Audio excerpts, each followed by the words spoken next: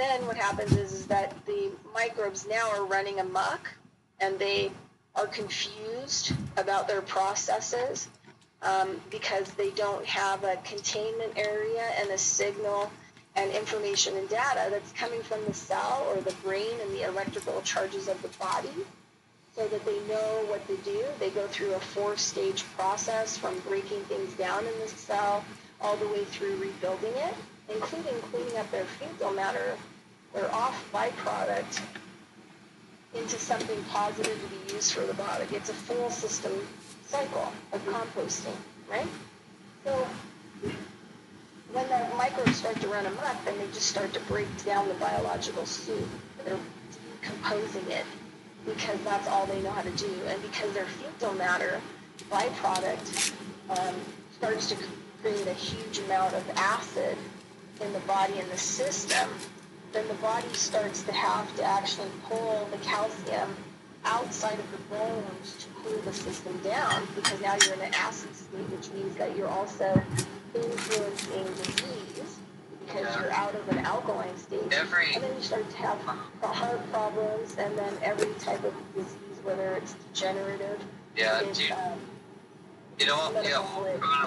chronic diseases come from, like you said, that change in the environment to acidic. Do you know Dr. Thomas Campbell? He wrote the China study. Okay. I read that when I was really young, and I kept, it's everything you said. He went to Cornell, and he's a farmer. So the thing is like unless we are actually, growing food, and this is another thing. There are so many silent nutritional things. It's one of the things that I specialize in with nutritional consulting and stuff like that. I've even done backyard builds for people so that they could grow 25% of their own food, and cure their microbial mass in their soils, right, for health regeneration. But you have something like, it's called positive carbon. So you have positive carbon and negative carbon. Well, positive carbon is probably one of the most important nutrients that you could get. But because we live in cities and all this other stuff, we're in negative carbon, which actually steals, suffocates, and depletes us. And we start to have a lot of pain. We have headaches, we have bone aching, we have arthritis, we have a lot of degenerative types of diseases. The ones that they say are incurable, and they just prefer to drug us forever. Yeah, but it's from the lack of carbon. And carbon you get from walking in areas where there's lots of trees and stuff like that, and there's actual real soil, and there's microbes, and you're ingesting the microbes from the healthy food because you pick it that day, you don't overwash it, and then you eat it with the microbes in the soil kind of still on it, right? And you don't cook it. Eating cooked food kills all the microbes in your system as well. So a lot of people don't realize, like, they don't get the positive carbon. That's why, if you have the good kind of castor oil from the castor bean, you can use that and you can make soaks with cloth and wrap it around different places where you have pain. And you do it, like 2 hours a day for like 7 days. And even if you have the worst arthritis in your hand, the pain will start to go away. Down the road, you're going to have to reapply it because you're not in situations where you have positive carbon. But it will make the bone aching and the really bad part of the arthritis go away. At least the pain of it, right? Because you're putting the carbon back into the bone and the tissues through the castor oil. So if we don't live in environments where we're living in nature and we're not eating food from that soil, and we're not getting, fresh microbes from the water, and we're not actually breathing in microbes from that environment, and we're not actually getting microbes absorbing through the skin, we're not even getting carbon either. And so the way that everything's been built is really negative because we don't get any carbon from our environment. We're stuck in negative carbon, which is also degenerating and causing a lot more physical pain. And you can't reach heightened spiritual levels if you're in chronic pain. You can't even get out of the house and try to go for a walk or even see what's going on outside. So the whole way that we live, you know, like the whole way that our environment is, we're lacking what I call the silent nutrients. We're lacking the positive carbon. We're lacking microbial mass. We're lacking sunlight, real sunlight. We're lacking, you know, real water, structured water that nature would provide. We're lacking, you know, so many things. You know, we need that sunlight for the electrical charges. I mean, there's so many like ancient shamanism practices that work with sunlight because the sun is the largest power generator, and how they work to accumulate that energy into their cells using practices to be able to live long term in their bodies and have ultimate longevity. And, you know, I realize that it causes a positive, you know, positive and negative charges, right? So, you know, we really have to start making the decision about how we're either going to return back to Earth and live in accordance with, you know, nature, or we're just not going to make it at all. And we have to learn how to restore huge areas and change the, you know, massive effects of the negative carbon and the negative everything else that is laying in the cities. Awesome. You know, that's one of the things I want to do when we get this house that we're looking at, because behind it is nothing. I want to start planting trees in areas that the soil can maintain their life and bringing back the forest that used to be up in the mountains. Yeah, I mean, that's very important. I mean, people, you know, really the natural plants that grow there, not foreign plants that can't be sustained or need to have water brought to them, but plants that go into areas where the soil is sufficient for it to get its own hydration naturally without having to bring in anything, so that it can be self-sustained with the natural fauna. Right, that's called permaculture, and you change the landscape to hold more water and be able to grow lots of different plants. And you know, the thing is that you can grow all kinds of different plants. Yeah, I saw a photo the other day of a couple that did that around their home for 20 years, and they brought back a forest. Yeah. There's I think it's like down in Peru, and I don't know what the guy's name is, but for the last like 30 years, he was like a writer or something like that. But he's planted like 200,000 trees, and this whole area in Peru that used to be a forest, you know, was dead, was totally, you know, destroyed, and he's literally a huge land mass has restored. It's like become his work. And that's the thing, is we have to get to where they still have a really good connection with nature. Our friend lived down there for a while. Lenny's friend, Andreas. Yeah, so the thing is that, you know, we have to reevaluate what work is and the work that we want to do. And that, like, for me, like, I can work, you know, 90 to 100 hours a week, but I don't make enough money to put a roof over my head, right? Because all the work that I do is not something that the mainstream or anyone was willing to pay for. Yeah. Very. Like, for example, I just had some people contact me 4 weeks ago, from the PLN here. Barter and trade. Why aren't you working with those that want to work with you to help provide your necessities for the exchange? It doesn't work. Life. It doesn't work. I'd rather not spend the time doing that, because it takes away from the work that I'm doing, and it never works out well. Like, you think, oh yeah, barter and trade's going to work really well, and it just doesn't. Yeah, you need money to make. You never really get. You never really get it. And I tried that with clients because, you know, I do hands-on osteopathic work, and in the past, like, you know, like I would say, oh, you're a hairdresser, great, I'll fix you from all your chronic structural problems. You know, it'll be like 6 months or whatever, and then maybe barter haircuts. But by the time, I call them and I say, hey, could I start coming in and getting haircuts? Because, you basically have a bill of $600. And then they're like, well, I've decided, like I'm not going to do hair cutting and I'm going to take time off and whatever else. And it's like, okay, well, that doesn't work. Well, it's a private trim. They can come to your house. Well, they don't want to. They want to get what they want, but then they don't really want. That is so bad. Right. When you enter an agreement, it should be. Right, it doesn't work that way. That you uphold an agreement. Right, but it doesn't work that way. I mean, what am I going to do? Sue them? File a lien against their house? I mean, so how do I force them?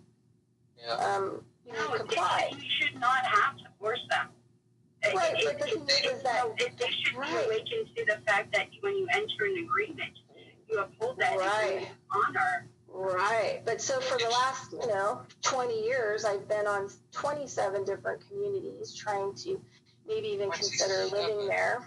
And I've left them all because they think they're awake and they think they're conscious and they think that they are upholding their agreements, but they aren't. And so I always leave. So even people who think they're conscious can't really understand community because there's always a low. Well, it's a hierarchy. We have lockers. Whoever opens we have the lockers community for a reason. We have lockers so that we can stop, look, learn, and climb over that barricade.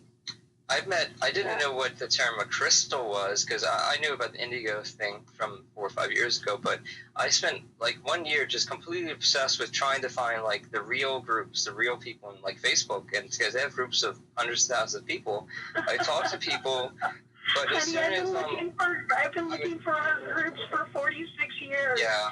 The moment I came into this world, all right? I think it's the corruption of the psyche here. As soon as I talk to people, and she'd be like, oh, I'm a crystal, and so, and she'd explain it, but when we talk about something important, they would shut down and get emotional and block me. It happened like... Yeah, well, the thing is like, so one of my friends, because I have a lot of friends in the Native world, and I've had a lot of amazing Native teachers. And one of the things you said... teachers.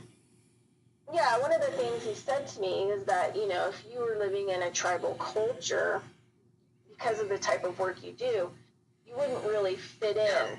You would be on the outside, but you would still be part of the community. They wouldn't let anything happen to you, but you would be kept out away from.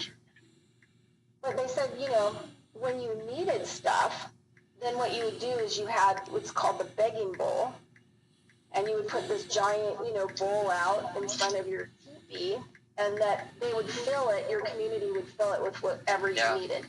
That's the way to design a future society. Right. Mm-hmm. But people, they still had money too. That's the funny thing. They developed their own forms of money.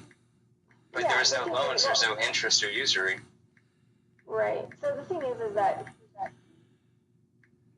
you can't do barter and trade because the other person at any point in time have free will, and they can decide that they don't want to do that work anymore.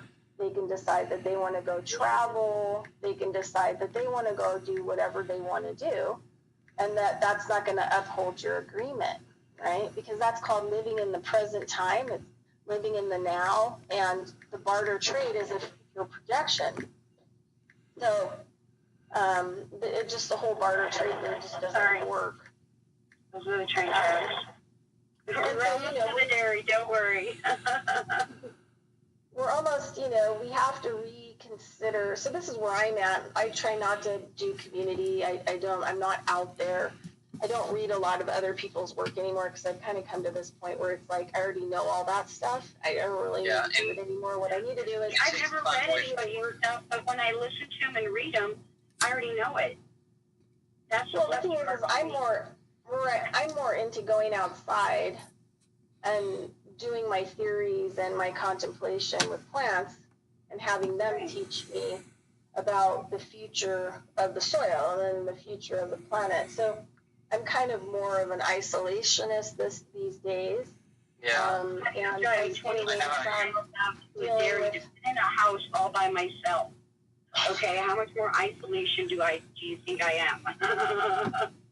Yeah. So the thing is like that's kind of like where I'm at and I where get a my lot of work is at. ridicule for it. Yeah. But that's the only way to really work on yourself. Well, and I've tried to, you know, have a YouTube channel and a radio show and all this other stuff. YouTube stuff, I find that when I told my friend this, because he was super into YouTube, I said, you're trying to fight a battle from behind enemy lines, and it's not sustainable long term. Well, he got locked up. I don't fight a battle because I don't allow any commerce on my channel. Like, I don't take any money from them. And I think it's the only reason my channel has lasted on YouTube, because I don't participate in their monetary structure. Right. But the thing is everything that I do is to help other people. I don't really care about what it's going to do or if I make money or anything. And so I've been out on the market for a really long time. At one point I had, right when I had my brain cancer hit, I actually what had did you have? Did you have glio? I had a giant tumor in my pituitary. Oh, Jesus. And I decided not to do Western medicine, so I did completely alternative. Wow. And this is how I found a lot of these amazing doctors from all over the world and studied with them and worked with them. That's how I got into all this before I even really knew about the occult aspects. I mean, my cousin got a glioblastoma when he was 16. It killed him within 4 months. He went to the best, cancer treatment center. He had to go 1,000 miles away to one, I think, in Michigan. He still died. And so then I started reading book after book after book about it. And yeah, we're anomalies. I mean, anybody that's survived brain cancer without any kind of surgery, statistically we're just invisible. Well, and it comes back down to microbial mass, and so after, long after that I healed the brain cancer, because I got it when I was about 32, and I was a competitive rock climber, like the whole 9 yards. Like, you took care of yourself. I would have considered myself in the best health of my life. Wow. Oh my God, you and Karen sound like go-getters. I was stuck at home raising kids. The biggest goal I had was, oh my God, do I get to have a shower today? I wish I could. Yeah. Well, I mean, the thing is, I could never have kids after the brain cancer, because any major hormone flux would have brought the tumor back. You might think that you wanted it, but I was living through it, and I was wanting to just have a group of people around me to help me figure out what the fuck I was doing, because I was alone. I was a mom, and I had beautiful freaking children that I was trying to raise, and I didn't understand a lot of things, but I did the best I could, and I gave them unconditional love. I think that's life here, is winging it for the most part. It's scary. It is scary as hell. So there's a guy when you are alone. Yeah, no, I had friends that were alone, and I was helping them to raise their kids, and I always tried to be like, I had an ex-husband or a husband at that time who made sure that nobody would be around, because he isolated me because he was a narcissist. Yeah, they do that. That's the first trick they do, is try to break you away from everyone else who cares about you and make it so they're not interaction. And when you're alone during that time period, you get depressed. Alone. You don't even. We call those people the carriers. Yeah, they come from the Anunnaki in the Sumerian period, and we call them the mark of Cain. Oh God, you have no idea. You have no idea. Anyway, so literally translates to Ishtar. Yeah. His last name. Yeah. So anyway, just for people out there, because microbial mass in soil and water and in our bodies is the key to longevity and being able to live long term and being disease free.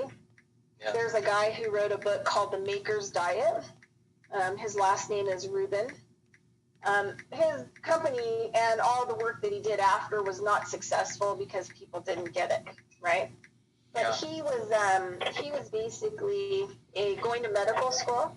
He had 5 major. Yeah, 2 authors, Jordan Rubin and Charles F. Stanley. I'll link it. Yeah, so he was Rubin. His family were prominent old school bloodline doctors, right, on the East Coast. Yeah.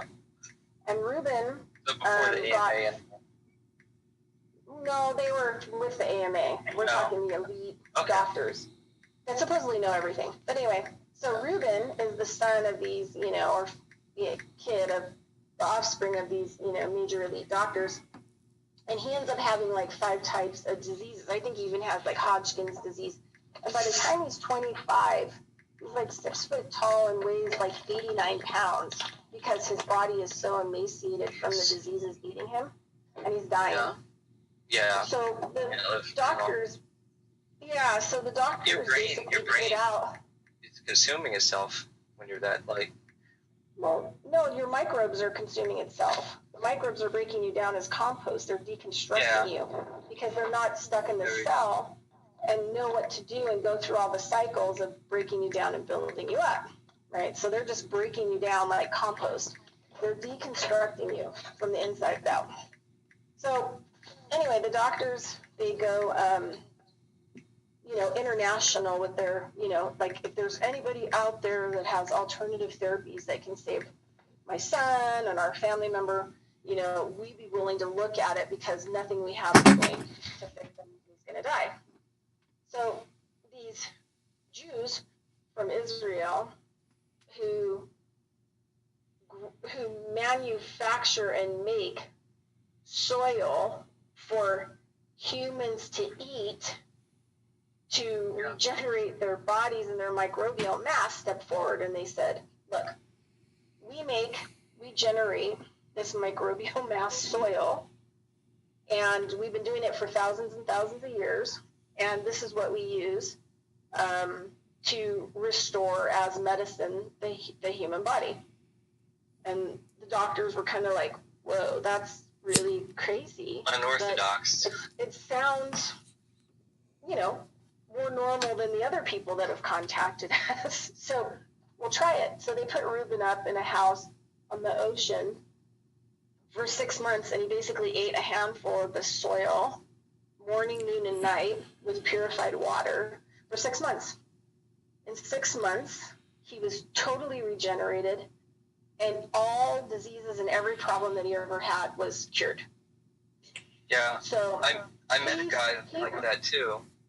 He got in touch with the doctor. He was like 400 pounds, and he was dying of so many diseases. And even like he was like 56, even his hair got his color back. And I talked to him for 12, 15 hours or something.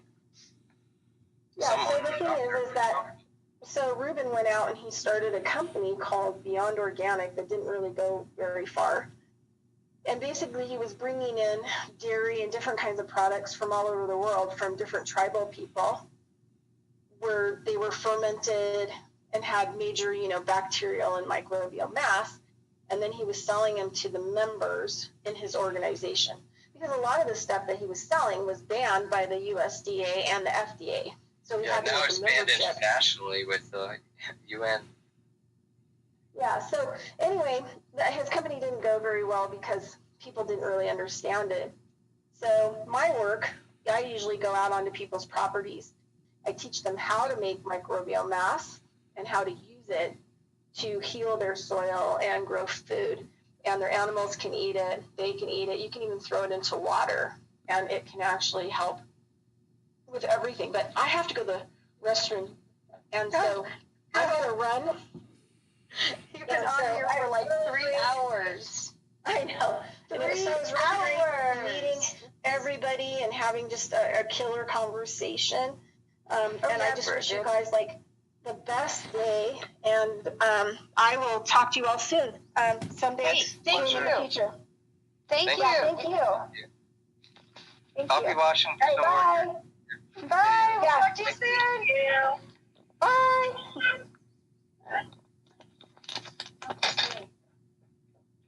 Wow. Yes, I've had those times too where you just got to drop everything and go because you got to go. You've been holding it for long enough. 3 hours. Yeah. Yeah. And that's coffee time hours too. You're forgetting. I gotta wean myself off of coffee. It's the only addiction I have, but bad.